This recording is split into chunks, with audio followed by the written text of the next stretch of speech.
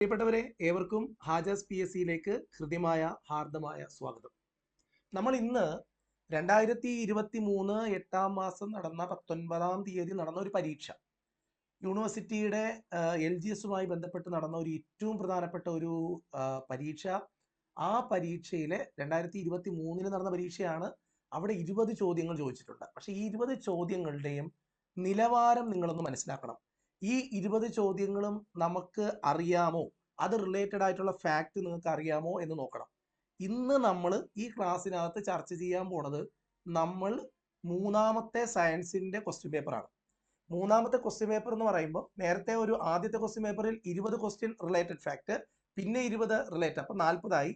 ഇന്ന് നമ്മൾ നോക്കാൻ പോകുന്ന 41ാമത്തെ ചോദ്യം. 60 ക്വസ്റ്റ്യൻ ആണ് നമ്മൾ ഇന്ന് ചെയ്ത് നിർത്തുന്നത്. അപ്പോൾ ക്വസ്റ്റ്യൻ നമ്പർ 41 എന്നായിരിക്കും ഇതിനകത്ത് കാണുക. ഇതെല്ലാം ഏറ്റവും ലേറ്റസ്റ്റ് ആയിട്ടുള്ള ക്വസ്റ്റ്യൻ പേപ്പറുകളാണ്. ഓക്കെ ആണോ? അപ്പോൾ നമ്മുടെ രീതി എങ്ങനെയാണ്? ചോദ്യത്തെ പരിചയപ്പെടുത്തുന്നു, വീഡിയോ ഓഫ് ചെയ്യുന്നു, എക്സ്പ്ലനേഷൻ തരുന്നു. അങ്ങനെ നമ്മൾ ഒരു 20 ചോദ്യങ്ങൾ, ഇച്ചിരി നീണ്ട ക്ലാസ് ആണ്, സമയം എടുത്ത് കാണുക, ഗുണം ചെയ്യും, പ്രയോജനം ചെയ്യും. നമുക്ക് ക്ലാസ്സിലേക്ക് കിടക്കാം. അപ്പോൾ നമുക്ക് 2023 നടന്ന 8-ാം മാസം നടന്ന ഒരു പരീക്ഷയുടെ ക്വസ്റ്റ്യൻ പേപ്പറിലെ ആദ്യത്തെ ചോദ്യം ഇങ്ങനെയാണ്. ചോദ്യം എങ്ങനെയാണ്? ശരീരത്തിന്റെ നിർമ്മിതിക്കും വളർച്ചയ്ക്കും സഹായകമായ പ്രധാന പോഷക ഘടകം ഏതാണ്? അപ്പോൾ ഇവിടെ കൊടുത്തിട്ടുണ്ട് ധാന്യകം, പ്രോട്ടീന്, കൊഴുപ്പ്, ധാതുലവണങ്ങൾ. ഇതെല്ലാം നമ്മുടെ ശരീരത്തിന് ആവശ്യമായ ഘടകങ്ങളാണ്. പക്ഷേ നമ്മുടെ ശരീരത്തിന്റെ വളർച്ച, ശരീരത്തിന്റെ നിർമ്മാണം, ഇതിനെല്ലാം ഏറ്റവും പ്രധാനം ഏതെന്ന് ചോദിക്കുമ്പോൾ നമുക്കവിടെ പ്രോട്ടീൻ എന്ന് പറഞ്ഞേ പറ്റൂ. പ്രോട്ടീനേഷ്യസ് ആയിട്ടുള്ള ഫുഡാണ് നമ്മുടെ ഡെയിലി മീലിനകത്ത് നമ്മൾ കൂടുതലായിട്ട് പ്രയോജനം ഉപയോഗിക്കേണ്ടത്. പക്ഷെ മലയാളികളുടെ, ഇന്ത്യക്കാരുടെയൊക്കെ പ്രത്യേകത, നമ്മുടെ ഫുഡിനകത്ത് കൂടുതലും കാർബോഹൈഡ്രേറ്റ് ആണ് ഉള്ളത്. അപ്പൊ അതൊരു ചെറിയ ഒരു പ്രശ്നമുണ്ട്. നമ്മുടെ ഫുഡിന്റെ 60% നമ്മൾ പ്രോട്ടീൻ ആക്കണം. കാരണം നമുക്ക് പ്രോട്ടീനാണ് ആവശ്യം. ഇൻസ്റ്റെഡ് ഓഫ് ദാറ്റ് നമ്മൾ ഉപയോഗിക്കുന്ന കാർബോഹൈഡ്രേറ്റ് ആണ്.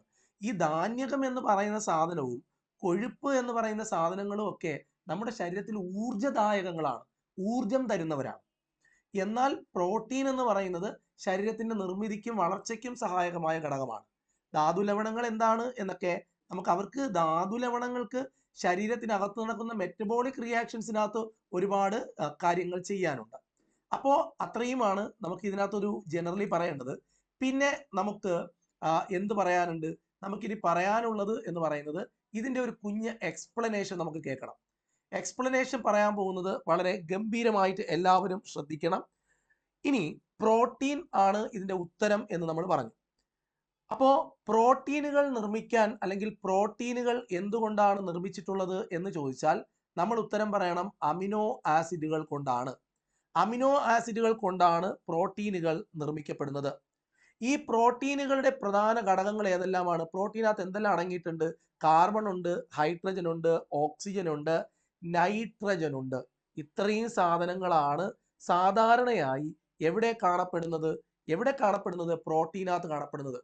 പ്രോട്ടീൻ ഉണ്ടാകുന്നത് എന്തുകൊണ്ടാണെന്ന് ചോദിച്ചാൽ പറയണം അമിനോ ആസിഡുകൾ കൊണ്ട്. മനുഷ്യ ശരീരത്തിലെ പ്രോട്ടീനുകളുടെ നിർമ്മാണത്തിന് അത്യന്താപേക്ഷിതമായ അമിനോ ആസിഡുകളുടെ എണ്ണം 20 എണ്ണം. 20 അമിനോ ആസിഡുകൾ വെച്ചിട്ടാണ് മനുഷ്യ ശരീരത്തിലെ പ്രോട്ടീന്റെ നിർമ്മാണം നടക്കുന്നത് എന്ന് പഠിക്കണം. 10 എണ്ണം നമുക്ക് ഫുഡിലൂടെ കിട്ടും, 10 എണ്ണം നമുക്ക് ഫുഡിലൂടെ കിട്ടൂല. നമ്മുടെ ശരീരം നിർമ്മിക്കും 10 എണ്ണം, ശരീരം നിർമ്മിക്കും 10 എണ്ണം ഫുഡിലൂടെ കിട്ടും. അങ്ങനെ 2 ടൈപ്പ് ഓഫ് അമിനോ ആസിഡുകളാണ് ഉള്ളത്. അതായത് ഫുഡിലൂടെ കിട്ടുന്നതും മനുഷ്യ ശരീരം നിർമ്മിക്കുന്നതും. അമിനോ ആസിഡുകൾ വെച്ചിട്ടാണ് നമ്മൾ എന്തുണ്ടാക്കുന്നത്? പ്രോട്ടീൻ ഉണ്ടാക്കുന്നത്. അമിനോ ആസിഡുകൾ കൂടിച്ചേരാൻ കാരണമാകുന്ന ലിങ്കേജ്, അതായത് ബോണ്ട്, ബന്ധനത്തെ വിളിക്കുന്ന പേരാണ് പെപ്റ്റൈഡ് ബോണ്ട് എന്ന് പറയും. പെപ്റ്റൈഡ് ബോണ്ട് ഉപയോഗിച്ചിട്ടാണ് അമിനോ ആസിഡുകൾ പരസ്പരം കൂടിക്കലരുന്നത്. ഓക്കെ, ഇനി വേറൊരു കാര്യം പറയേണ്ടത്, പ്രോട്ടീൻ എന്ന് പറയുന്നതിന്റെ കൃത്യമായ മലയാളം എന്ന് പറയുന്നത് മാംസ്യം എന്നാണ്. മാംസ്യം എന്നാണ്. ഓക്കെ, ബോഡി ബിൽഡേഴ്സ് എന്നാണ് ഇവരെ അറിയപ്പെടുന്നത്. എന്താണ്? ബോഡി ബിൽഡേഴ്സ് എന്നാണ് ഇവരെ അറിയപ്പെടുന്നത്. ബോഡി ബിൽഡേഴ്സ് എന്നറിയപ്പെടുന്ന ഘടകം ഏത് എന്ന് ചോദിച്ചാൽ ഉത്തരം പറയണം, അത് പ്രോട്ടീൻ ആണ്. പ്രോട്ടീൻ എന്ന പേര് ആദ്യമായി ഉപയോഗിച്ച ആളാരെന്ന് ചോദിച്ചാൽ പറയണം ബെർസീലിയസ് ആണ്. ബെർസീലിയസ് എന്ന് പറയുന്ന വ്യക്തിയാണ്, എന്ന ശാസ്ത്രജ്ഞനാണ് പ്രോട്ടീൻ എന്ന് പറയുന്ന വാക്ക് ആദ്യമായി ഉപയോഗിച്ചത്. ഇനി ഈ പ്രോട്ടീൻ്റെ ഉറവിടം എവിടെയാണ്? നമുക്കറിയാം, ഈ ജിമ്മിലൊക്കെ പോകുന്ന ആൾക്കാർ പ്രോട്ടീൻ ഫുഡ് നന്നായിട്ട് അവർ അതിൽ കോൺഷ്യസ് ആയിരിക്കും. അവർ പ്രോട്ടീൻ ഏറ്റവും കൂടുതലായിട്ട് അടങ്ങിയിരിക്കുന്നത് ഇറച്ചിയിലാണ്, മാംസം, അതേപോലെ മത്സ്യം. ഓക്കെ, മത്സ്യത്തിൽ അടങ്ങിയിട്ടുണ്ട്. അതേപോലെ മുട്ട നല്ലൊരു റിച്ച് സോഴ്സാണ് പ്രോട്ടീൻ്റെ. അതുപോലെ പാല്, അതുപോലെ തന്നെ പയറുവർഗ്ഗങ്ങൾ, അതുപോലെ തന്നെ കടല, ഇതിലെല്ലാം പ്രോട്ടീൻ നന്നായിട്ട് അടങ്ങിയിട്ടുണ്ട്. ഓക്കെ, അടുത്തത് ഇനി നമുക്ക് മാംസ്യത്തിന്റെ അളവുകൾ നോക്കാം. ഓരോന്നിലും പ്രോട്ടീൻ എത്രത്തോളം ഉണ്ട് എന്നുള്ളത്. ഞാൻ ആദ്യം പറയാൻ പോകുന്നത് സോയാബീനിലാണ്. സോയാബീൻ പ്രോട്ടീൻ്റെ ഒരു കിടിലം സോഴ്സാണ്. ഏറ്റവും കൂടുതൽ പ്രോട്ടീൻ അടങ്ങിയിരിക്കുന്ന ഒന്നാണ് സോയാബീൻ. സോയാബീനിൽ 40% പ്രോട്ടീൻ ഉണ്ട്. അതുപോലെ തന്നെ പച്ച മത്സ്യം എടുത്താൽ അതിൽ 15% പ്രോട്ടീൻ ഉണ്ട്. അതേപോലെ തന്നെ നിലക്കടല എടുത്തു കഴിഞ്ഞാൽ 28% പ്രോട്ടീൻ ഉണ്ട്. മുട്ട എടുത്തു കഴിഞ്ഞാൽ അതിൽ 12% പ്രോട്ടീൻ ഉണ്ട്. ഓരോന്നിലും എത്രത്തോളം പ്രോട്ടീൻ ഉണ്ട്? പ്രോട്ടീൻ്റെ റിച്ച് സോഴ്സുകളാണ് ഞാനിപ്പോൾ പറഞ്ഞത്. ചോദിക്കും, ഏറ്റവും കൂടുതൽ മാംസ്യം അടങ്ങിയ അല്ലെങ്കിൽ ഏറ്റവും കൂടുതൽ പ്രോട്ടീൻ അടങ്ങിയ ആഹാരം ഏതെന്ന് ചോദിച്ചാൽ നമ്മൾ സോയാബീൻ എന്ന് തന്നെ ഉത്തരം പറയണം. സോയാബീൻ. ഓക്കെ, സോയാബീൻ എന്ന് തന്നെ ഉത്തരം പറയണം. ഏറ്റവും കൂടുതൽ പ്രോട്ടീൻ ഉള്ളത് സോയാബീനിലാണ്. എന്നാൽ ഏറ്റവും കൂടുതൽ മത്സ്യം അടങ്ങുന്ന സുഗന്ധ വ്യഞ്ജനം ഏതെന്ന് ചോദിച്ചാൽ ഉത്തരം പറയണം, അത് ഉലുവയാണ് ഏറ്റവും കൂടുതൽ പ്രോട്ടീൻ അടങ്ങുന്ന സുഗന്ധ വ്യഞ്ജനം എന്ന് പറയുന്നത്. ഓക്കെ, മാംസ്യ സംരംഭകർ എന്നറിയപ്പെടുന്ന ആൾക്കാരാണ് പയറുവർഗ്ഗങ്ങളെ നമ്മൾ മാംസ്യ സംരംഭകർ എന്നാണ് അറിയപ്പെടുക. ഓക്കെ, ഇനി നമ്മൾ ഒരു വലിയൊരു കാര്യം പഠിക്കേണ്ടത്, ഏകദേശം 50% കോശം, നമ്മുടെ കോശം എടുത്തു കഴിഞ്ഞാൽ നമ്മുടെ കോശത്തിന്റെ 50%വും മാംസ്യം കൊണ്ടാണ്, പ്രോട്ടീൻ കൊണ്ടാണ് നിർമ്മിച്ചിട്ടുള്ളത്. ഇനി ആന്റിബോഡി, നമ്മുടെ ശരീരത്തിൽ ആന്റിജൻ, ആന്റിബോഡി, ബ്ലഡുമായിട്ട് ബന്ധപ്പെട്ട് നമ്മൾ പഠിച്ചിട്ടുണ്ട്. ഈ ആന്റിബോഡികൾ, ഹീമോഗ്ലോബിൻ, ഇതെല്ലാം പ്രോട്ടീൻ കൊണ്ട് നിർമ്മിച്ചിട്ടുള്ളതാണ്. ഇനി ഈ പ്രോട്ടീന്റെ നിർമ്മാണം നടക്കുന്നത് എവിടെയാണ്? കോശത്തിനകത്താണ്. എവിടെ വെച്ചാണ് നടക്കുന്നതെന്ന് ചോദിച്ചാൽ പറയണം, റൈബോസോമിൽ വെച്ചാണ് പ്രോട്ടീന്റെ നിർമ്മാണം നടക്കുന്നത്.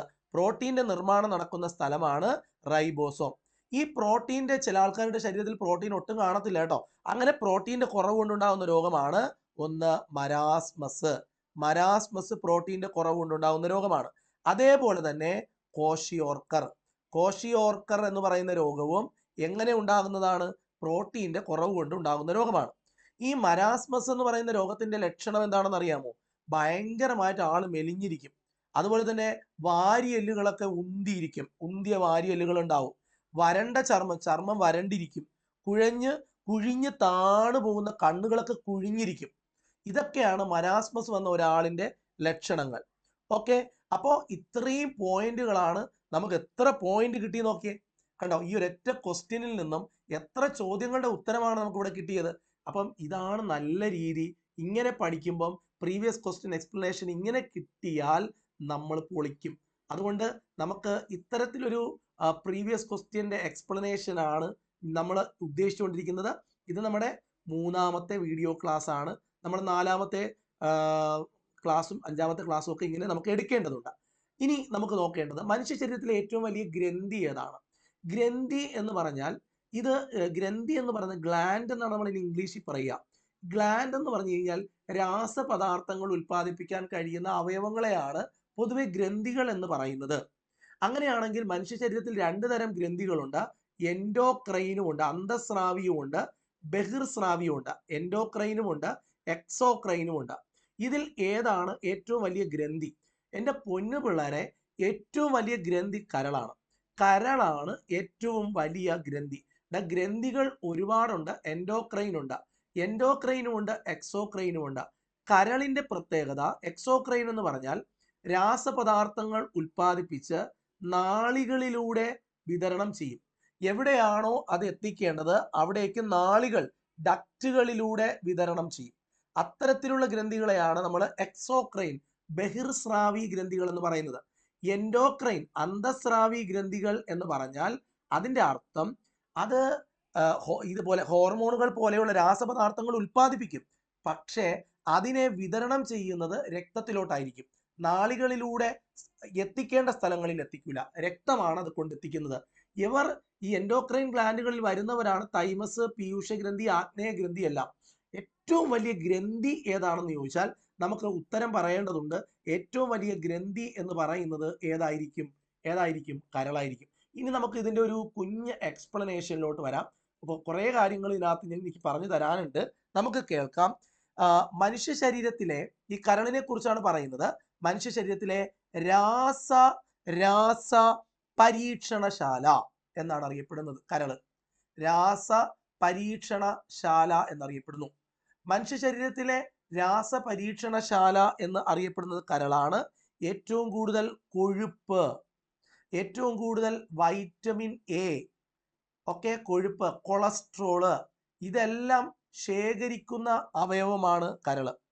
ഇനി മനുഷ്യ ശരീരത്തില് വിഷം, അതായത് മനുഷ്യ ശരീരത്തിലെ വിഷപദാർത്ഥങ്ങളെ നിർവീര്യമാക്കുന്നവനാണ് കരള്. വിഷപദാർത്ഥങ്ങളെ നിർവീര്യമാക്കുന്നവൻ. അപ്പോ മനുഷ്യ ശരീരത്തില് വിഷപദാർത്ഥങ്ങളെ നിർവീര്യമാക്കുന്നത് ആരെന്ന് ചോദിച്ചാൽ ഉത്തരം കരളാണെന്ന് പറയണം. പിന്നെ നമ്മുടെ ശരീരത്തിൽ ഗ്ലൂക്കോസ് രക്തത്തിൽ കൂടിയാൽ, നമ്മൾ കഴിക്കുന്ന ഫുഡിൽ കാർബോഹൈഡ്രേറ്റ് കൂടുതലാണെങ്കിൽ രക്തത്തിൽ ഗ്ലൂക്കോസ് കൂടും. അങ്ങനെ ഗ്ലൂക്കോസ് കൂടുമ്പോൾ അത് ഗ്ലൈക്കോജനായി ശേഖരിക്കപ്പെടും, അല്ലെങ്കിൽ നമ്മൾ തട്ടിപ്പോവും. ഗ്ലൂക്കോസ് ഗ്ലൈക്കോജനാക്കി മാറ്റുന്ന അവയവമാണ് കരൾ എന്ന് പറയുന്ന അവയവം. കരളാണ് ഗ്ലൂക്കോസിനെ ഗ്ലൈക്കോജനാക്കി ശേഖരിക്കുന്നത്. മനുഷ്യ ശരീരത്തിൽ ഏറ്റവും കൂടുതൽ ഇരുമ്പ് സംഭരിക്കപ്പെടുന്ന, സ്റ്റോർ ചെയ്യപ്പെടുന്ന സ്ഥലമാണ് കരള്. ഇനി ഈ കരള് നിർമ്മിച്ചിരിക്കുന്ന സെല്ലിന്റെ പേരെന്താന്ന് ചോദിച്ചാൽ പറയണം ഹെപ്പറ്റോസൈറ്റ്. ഹെപ്പറ്റോസൈറ്റ് എന്ന പേരുള്ള ഒരു ബ്രൗൺ നിറത്തിലുള്ള, ഇരുണ്ട ബ്രൗൺ നിറത്തിലുള്ള ഒരു കോശം കൊണ്ടാണ് കരള് നിർമ്മിക്കപ്പെട്ടിരിക്കുന്നത്. മനുഷ്യ ശരീരത്തിലെ ഏറ്റവും വലിയ അവയവവും കരള് തന്നെയാണ്. ഏറ്റവും വലിയ ആന്തരിക അവയവം കരളാണ്. ഏറ്റവും വലിയ അവയവം ത്വക്കാണ്. മനുഷ്യ ശരീരത്തിലെ ഏറ്റവും വലിയ അവയവം ത്വക്കാണ്. ഏറ്റവും വലിയ ആന്തരിക അവയവം കരളാണ്. ഏകദേശം ഒരു 1.5 കിലോയാണ്, അതായത് 1500 ഗ്രാമാണ് ഒരാളുടെ ശരീരത്തിലെ കരളിന്റെ വെയിറ്റ് എന്ന് പറയുന്നത്. ഈ കരളിന് മൊത്തം 2 ദളങ്ങൾ, 2 ലോബുകളാണുള്ളത്. 2 ദളങ്ങളായിട്ടാണ് കരള് കാണപ്പെടുന്നത്. 2 ദളങ്ങളായിട്ടാണ് കരള് കാണപ്പെടുന്നത്. കരൾ നിർമ്മിച്ചിരിക്കുന്ന സെല്ലാണ് ഹെപ്പറ്റോസൈറ്റ്. അതുകൊണ്ട് കരളിനെ കുറിച്ചുള്ള പഠനം അറിയപ്പെടുന്ന പേര് ഹെപ്പറ്റോളജി എന്നാണ്. എൻ്റെ പൊന്നു പിള്ളേരെ, 2 മുട്ടായി ചോദ്യങ്ങൾ. യൂറിയ ഉൽപ്പാദിപ്പിക്കുന്ന, മനുഷ്യ ശരീരത്തിലെ ഏറ്റവും വലിയൊരു വിസർജ്യ പദാർത്ഥമാണ് യൂറിയ. ഈ യൂറിയ നിർമ്മിക്കുന്നത് കരളാണ്. അതായത് നമ്മുടെ ശരീരത്തിലെ കോശങ്ങളുണ്ടല്ലോ, ഈ കോശങ്ങളിൽ മെറ്റബോളിക് റിയാക്ഷൻ നടക്കും, അതായത് ഉപാപചയ പ്രവർത്തനങ്ങൾ നടക്കും. അവിടെ ഉണ്ടാകുന്ന ഒരു മാലിന്യമാണ് അമോണിയ, NH3. ഈ അമോണിയയും അവിടെ ഉണ്ടാകുന്ന മാലിന്യമാണ് കാർബൺ ഡൈ ഓക്സൈഡ്. അമോണിയ എന്ന് പറഞ്ഞാൽ അമിനോ ആസിഡുകൾ വിഘടിച്ചുണ്ടാകുന്ന അമോണിയയും കാർബൺ ഡൈ ഓക്സൈഡും ചേർന്നിട്ടാണ് കരളിൽ വെച്ച് എന്തായി മാറുന്നത്? യൂറിയ ആയി മാറുന്നത്. അപ്പൊ യൂറിയ നിർമ്മിക്കുന്നത് ആരാണ്? കരള്. യൂറിയ റിമൂവ് ചെയ്യുന്നത് ആരാണ്? അത് വൃക്കയാണ്. അതും പഠിച്ചു വെക്കണം കേട്ടോ. ഇത് ഏറ്റവും മുട്ടായി ആയിട്ടുള്ള ഒരു പോയിന്റ് ആണ്, യൂറിയയുടെ നിർമ്മാണം നടക്കുന്ന സ്ഥലം. അതേപോലെ കരള് നിർമ്മിക്കുന്ന ഒരു ദഹന രസത്തിന്റെ പേര് ചോദിച്ചാൽ പറയണം പിത്തരസം. പിത്തരസത്തെ നമ്മൾ ഇംഗ്ലീഷിൽ എന്ത് പറയും? ബൈൽ എന്ന് പറയും. ഈ ബൈൽ നിർമ്മിക്കുന്നത് ആരാണെന്ന് ചോദിച്ചാൽ ആരെന്ന് പറയണം? കരളാണെന്ന് പറയണം. ഇത്രയും പോയിന്റുകളാണ് നമുക്ക് ഇതിനകത്ത് നിന്ന് പറഞ്ഞു ഉണ്ടായിരുന്നത്. അപ്പൊ അത്രയും പോയിന്റുകളും നിങ്ങൾക്ക് നന്നായിട്ട് പറഞ്ഞു തരാൻ കഴിഞ്ഞു എന്ന് വിചാരിക്കുന്നു. നമ്മൾ അടുത്ത പോയിന്റിലേക്ക് വരികയാണ്. ഇച്ചിരി റിസ്ക് ഉള്ള പരിപാടിയാണ് ഇങ്ങനെ ഒരു സാധനം എടുക്കുക എന്ന് പറയുന്നത്. അടുത്തത് വിറ്റാമിൻ ഡി ഉണ്ടല്ലോ, വിറ്റാമിൻ ഡി നമ്മുടെ സൂര്യപ്രകാശത്തിൽ നിന്ന് കിട്ടുന്ന ആ സാധനം. ഈ വിറ്റാമിൻ ഡിയുടെ അഭാവം കൊണ്ടുണ്ടാകുന്ന രോഗം ഏതാണ്? വൈറ്റമിൻ ഡി എന്തിനാ സഹായിക്കുന്നത്? വൈറ്റമിൻ ഡി എന്ന് പറയുന്നത് നമ്മുടെ എല്ലുകൾക്കും പല്ലുകൾക്കും ബലം. പല്ല് അപ്പൊ വൈറ്റമിൻ ഡി ഉള്ള ഫുഡ് കഴിച്ചില്ലെങ്കിലും, വൈറ്റമിൻ ഡി ഉള്ള ഫുഡ് കുറച്ചൊക്കെ ഉണ്ട്, പക്ഷെ വൈറ്റമിൻ ഡി എന്ന് പറഞ്ഞാൽ സൂര്യപ്രകാശത്തിൽ നിന്നാണ് മെയിൻ ആയിട്ട് കിട്ടേണ്ടത്. പോളികാൽസിഫറോളും എർഗോ കാൽസിഫറോളും എന്ന് പറയുന്ന 2 സാധനങ്ങളുണ്ട്. വൈറ്റമിൻ ഡി തന്നെ 2 ടൈപ്പ് ഉണ്ട്. വൈറ്റമിൻ ഡിയുടെ കുറവുണ്ടാകുന്ന രോഗമാണ് റിക്കറ്റ്. കുട്ടികളിലാണ് ഈ എല്ലൊക്കെ പൊട്ടിപ്പോകുന്ന അവസ്ഥ, റിക്കറ്റ്. ഓസ്റ്റിയോ മലേഷ്യ എന്നും പറയും. ഓസ്റ്റിയോ മലേഷ്യ എന്നും പറയും. അത് ആർക്കാണ്? പുരുഷന്മാരിൽ, അതായത് പുരുഷന്മാരിലല്ല, മുതിർന്നവരിൽ വൈറ്റമിൻ ഡിയുടെ അഭാവം കൊണ്ടുണ്ടാകുന്ന രോഗമാണ് ഓസ്റ്റിയോമലേഷ്യ. കുട്ടികളിലാണെങ്കിൽ കണരോഗം, റിക്കറ്റ് എന്ന് പറയുന്ന ഒരു രോഗം ഉണ്ടാവും. ഇനി നമുക്ക് അതിനെക്കുറിച്ച് ഒന്ന് ചെറുതായിട്ടൊന്ന് കാര്യങ്ങളൊക്കെ ഒന്ന് പറഞ്ഞു വരാം. വൈറ്റമിൻ ഡിയെ കുറിച്ച്, വൈറ്റമിൻ ഡിയുടെ അല്ല, നമുക്ക് പൊതുവെയുള്ള കുറച്ച് രോഗങ്ങൾ പറയാം. വൈറ്റമിൻ ഡിയെ കുറിച്ച് ഒരുപാടൊന്നും കാര്യങ്ങൾ നമുക്ക് അറിയേണ്ടതില്ല. അപ്പോൾ നമുക്ക് ഇതിനകത്ത് പറഞ്ഞു തരേണ്ടത് വൈറ്റമിൻ എയുടെ കുറവ് കൊണ്ടുണ്ടാകുന്ന രോഗം ഏതാണ്? നിശാന്തത വരും അല്ലെ, നിശാന്തത വരും. പിന്നെ എന്ത് വരും?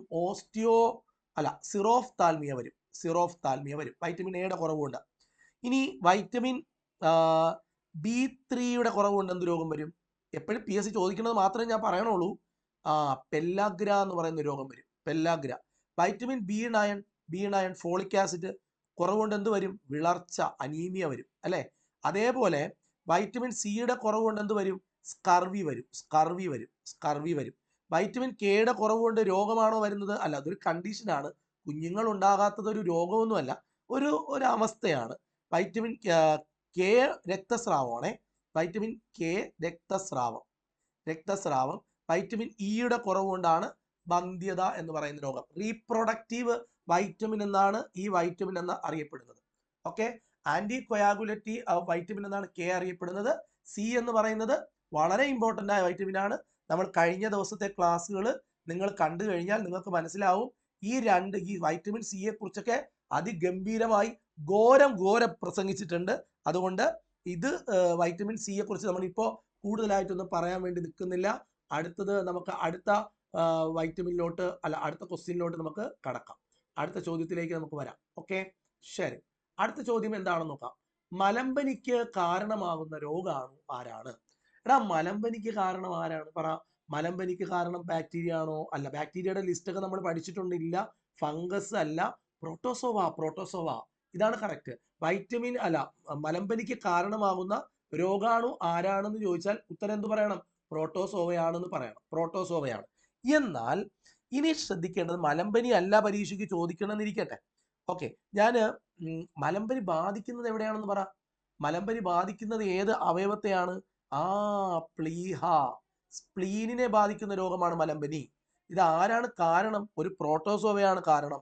ഇനി ബാക്ടീരിയ ഉണ്ടാക്കുന്ന കുറച്ച് രോഗങ്ങളെയാണ് ഞാൻ പറയാൻ പോണത്. ബാക്ടീരിയ ഉണ്ടാക്കുന്ന കുറച്ച് രോഗങ്ങളെ എനിക്ക് പറയണം. പിന്നെ വൈറസ് ഉണ്ടാക്കുന്ന രോഗങ്ങളെ പറയണം.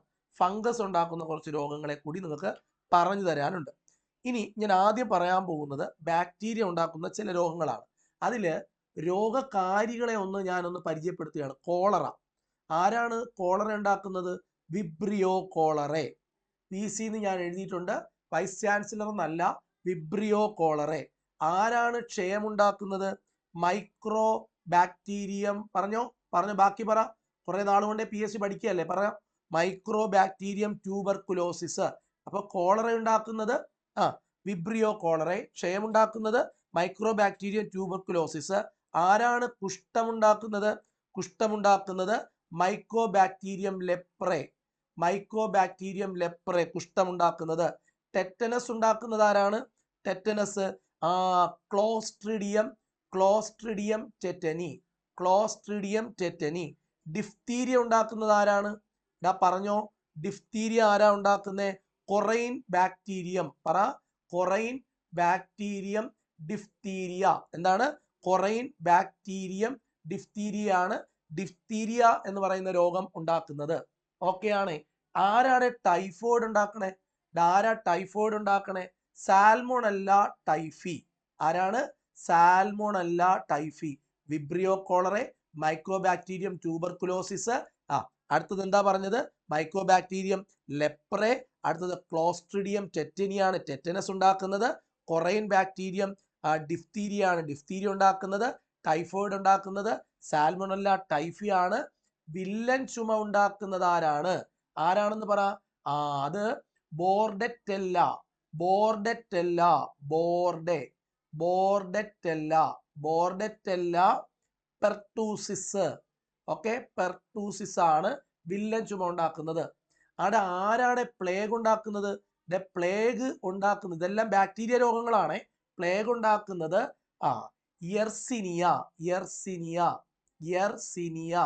യെർസിനിയ പെസ്റ്റിസ്.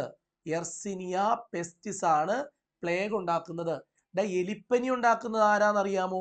എലിപ്പനി ഉണ്ടാക്കുന്ന ആരാന്ന് ചോദിച്ചാൽ പറയണം ലെപ്റ്റോസ്പൈറ. എന്താണ്? ലെപ്റ്റോസ്പൈറ. ലെപ്റ്റോസ്പൈറ ഇലക്ട്രോഹെമാജറിയെ എന്ന് പറയുന്ന ഒരു രോഗാണുവാണ് ഉണ്ടാക്കുന്നത്. ഗൊണേറിയ. ഗൊണേറിയ ആരാ ഉണ്ടാക്കുന്നത്? ബാക്ടീരിയ ആണ് ഉണ്ടാക്കുന്നത്. നിസ്സേറിയ ഗൊണേറിയെ. എന്താണ്? നിസ്സേറിയ.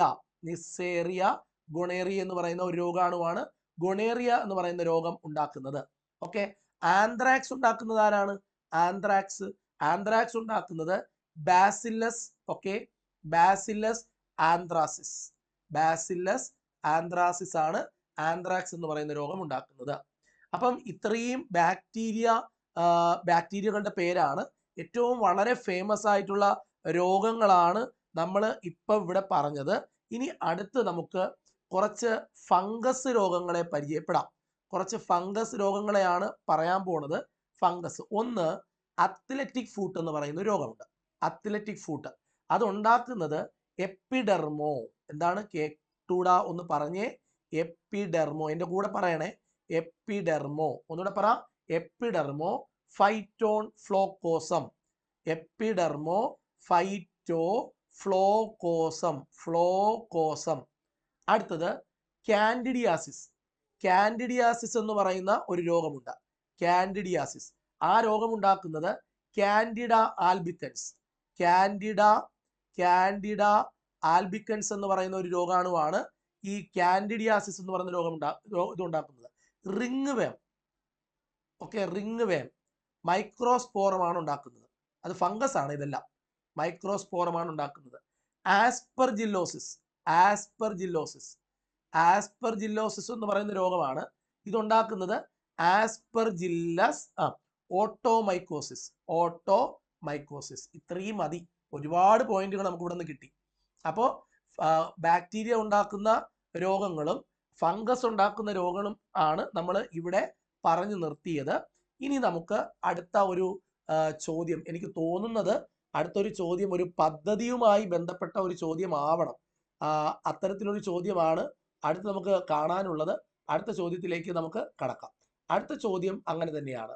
മാരകമായ അസുഖങ്ങൾ കാരണം ദുരിതം അനുഭവിക്കുന്ന 18-ൽ താഴെ പ്രായമുള്ള കുട്ടികൾക്ക് ചികിത്സയ്ക്കുള്ള ധനസഹായം അത് നൽകുന്ന കേരളത്തിലെ പദ്ധതി ഏതാണ്? മാരകമായ രോഗങ്ങൾ കൊണ്ട് ബുദ്ധിമുട്ടുന്ന 18 വയസ്സിൽ താഴെ, അതാണ് പോയിന്റ്. 18 വയസ്സിൽ താഴെയുള്ള കുട്ടികൾക്ക് ചികിത്സയ്ക്ക് വേണ്ടിയിട്ടുള്ള ധനസഹായം പ്രൊവൈഡ് ചെയ്യുന്ന കേരളത്തിലെ പദ്ധതി ഏതെന്ന് ചോദിച്ചാൽ ഉത്തരം പറയണം. അത് താലോലമാണ്. ആ പദ്ധതി ഏതാണ്? താലോലം എന്ന് പറയുന്ന ഒരു പദ്ധതിയാണ്. അപ്പം ഈ പദ്ധതികൾ നമ്മുടെ നേരത്തെ ക്ലാസ്സുകളിലും നമ്മൾ കൃത്യമായിട്ട് പദ്ധതികളെ പറഞ്ഞിട്ടുണ്ട്. എല്ലാ പദ്ധതികളും നമ്മൾ ഇങ്ങനെ കുറേ ക്ലാസ് എടുക്കുകയാണെങ്കിൽ നമ്മൾ സെറ്റ് ആവും കേട്ടോ. നമ്മുടെ സയൻസ് എന്ന് പറയുന്നത് ഇങ്ങനെ കുറേ ക്ലാസ് കിട്ടുകയാണെങ്കിൽ നമുക്ക് അടിപൊളിയാവും. പിന്നെ നിങ്ങൾ മറക്കണ്ട, എൻ്റെ ആപ്പിൽ ഇതിൻ്റെ സയൻസിൻ്റെ കംപ്ലീറ്റ് ക്ലാസ് ഉണ്ട്. ക്ലാസ് വേണമെന്നുള്ളവർ എൻ്റെ നമ്പറിൽ, ഇതാണ് എൻ്റെ നമ്പർ 9950270774 ഈ നമ്പറിൽ വിളിക്കുക. നിങ്ങൾക്ക് നല്ലൊരു അസറ്റ് ആയിരിക്കും. സയൻസും മാത്സും ഒരുമിച്ച് ചേർത്ത് ചെറിയൊരു ഫീസിൽ നിങ്ങൾക്ക് എന്ത് ചെയ്യാൻ പറ്റും? നിങ്ങൾക്ക് ക്ലാസ് ആരും തരാത്ത അത്രയും ചെറിയ ഫീസിൽ നിങ്ങൾക്ക് ഈ ക്ലാസ്സുകൾ മൊത്തം കാണാൻ പറ്റും. ഗംഭീരമായിട്ട് പഠിക്കാനും പറ്റും. ഇനി നമുക്ക് പറയാം, ശ്രദ്ധിക്കണേ. ഇനി ഈ താലോലം എന്ന് പറയുന്ന ഒരു പദ്ധതിയെക്കുറിച്ചാണ് നമ്മളിപ്പോൾ പറഞ്ഞത്. എന്താണ് ഈ താലോലം? ഈ വൃക്ക സംബന്ധമായ രോഗങ്ങൾ, അല്ലെങ്കിൽ ഹൃദയ സംബന്ധമായ രോഗങ്ങൾ, അല്ലെങ്കിൽ ഹീമോഫീലിയ, കേട്ടോ, ഹീമോഫീലിയ, അല്ലെങ്കിൽ സെറിബ്രൽ പാൾസി, അല്ലെങ്കിൽ എന്താ പറയുക, ബ്രിട്ടിൽ ബോൺ എന്ന് പറയുന്ന രോഗം, അല്ലെങ്കിൽ താലസീമിയ എന്ന് പറയുന്ന രോഗം. ഇതൊക്കെ മാരകമായ രോഗങ്ങളാണ്. Sickle cell anaemia.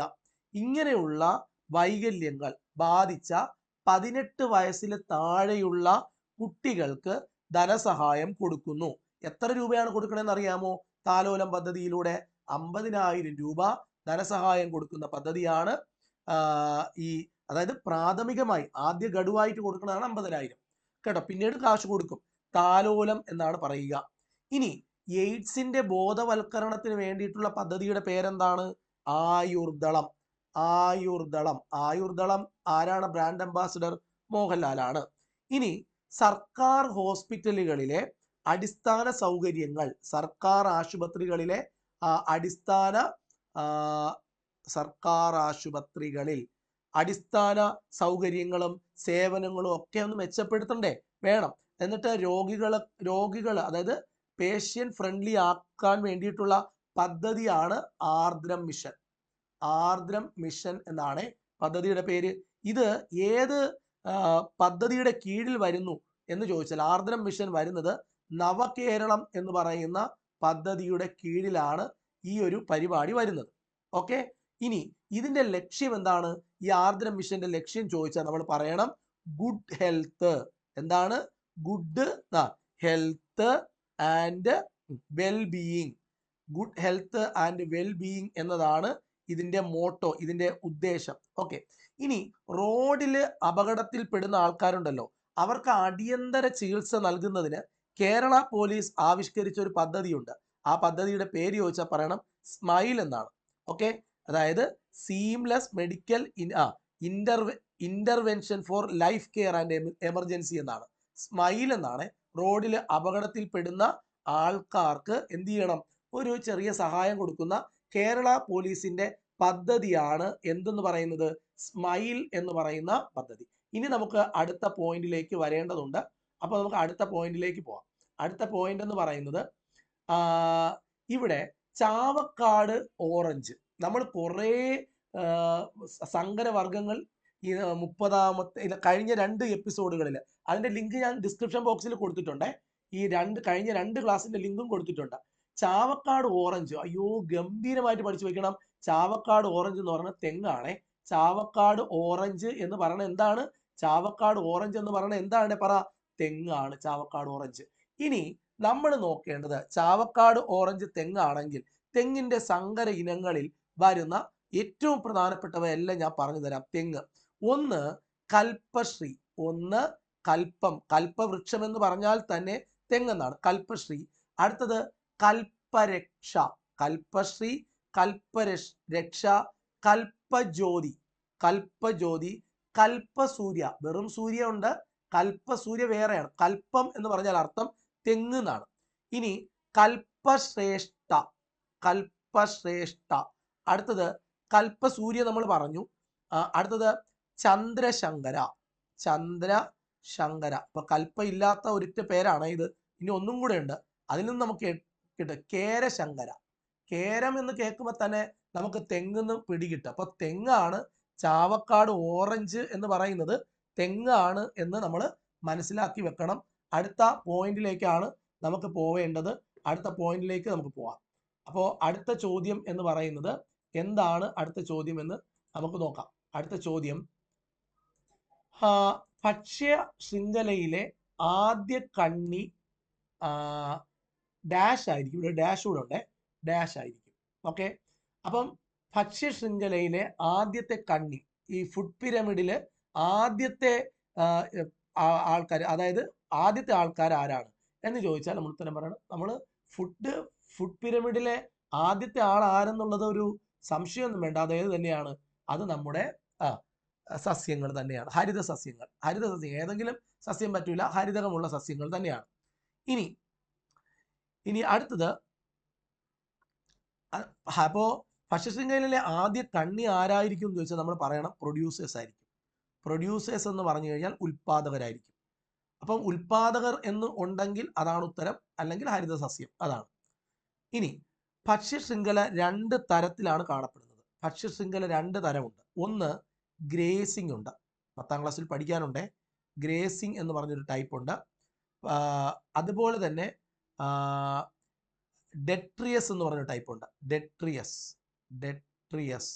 2 ടൈപ്പ് ഭക്ഷ്യശൃംഖലയാണ് ഉള്ളത്. ഓക്കെ, ഈ ഗ്രേസിംഗ് എന്ന് പറയുന്ന ഭക്ഷ്യശൃംഖല എന്ന് പറയുന്നത് എവിടെ നിന്ന് ആരംഭിക്കും എന്ന് ചോദിച്ചാൽ നമ്മൾ പറയണം അത് പ്ലാന്റുകളിൽ നിന്ന് ആരംഭിക്കും. ഗ്രേസിംഗ് പ്ലാന്റുകളിൽ നിന്ന് ആരംഭിക്കും.